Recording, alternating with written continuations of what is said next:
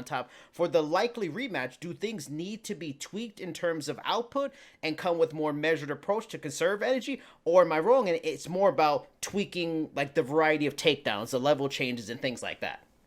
No, that's a great observation. But yes, you're absolutely right. I think there's a lot of things that need to change. And, I feel like he set such a hard, high pace in his sparring rounds.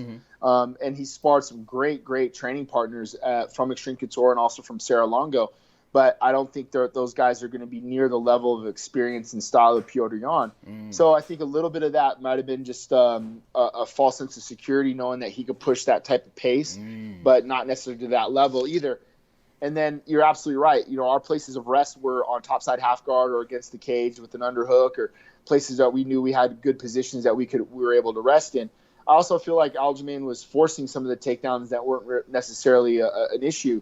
He was trying to shoot spots that weren't really available for him, and that was actually aesthetically looking like he was more tired. So there's a lot of things I think that we took from that fight that we obviously want to get better at. But, at the end of the day, I think that we kind of saw the blueprint, what we're capable of doing, and then some of those tweaks I think you'll see in that rematch. A big story the week after the fight was like this public falling out between Aljo and his longtime coach Matt Serra, where Serra felt pushed out before this fight. They have since reconciled, but what were your thoughts on that kind of stuff when it came out? Were you caught off guard and didn't know that's what happened? Did you feel like some guilt, wondering, did he push me out? Push him out because I was here, I didn't even know about it? And have you been in a spot like there where you have a fighter like we talked about, you build from the ground up from the beginning, and you have that deep bond, but they just kind of decide to go elsewhere with their training? Well, yeah, first of all, I felt awful for Matt because I definitely empathize with his situation. When Aljamain sat and talked to me when he moved to Vegas, that was brought up. He just said, hey, this is what I plan on doing. I plan on bringing Serra and Longo, and they're going to be in the corner, but are you comfortable with running my camp until they get here?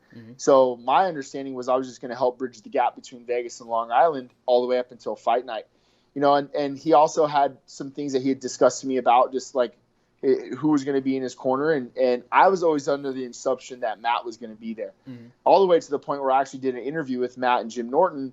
And I was like, all right, coach, I'll see you in a few weeks. And he's like, oh, I don't know if I'm going to be coming out, and that caught me off guard too. So, again, like that's between Matt and Aljamain. I don't know what conversations that were to be had in that time, but from my standpoint, yes, I would feel slighted if I was Matt.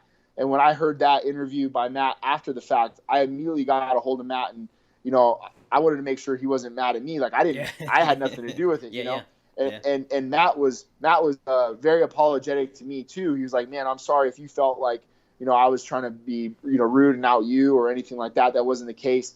But I really, truly felt awful for Matt. I could imagine how he would have felt being involved in a man's career for 9 years and all the way to the title point and not to be in his corner. To be very fair, I was happy with being the third and taking the step back and just watching the show.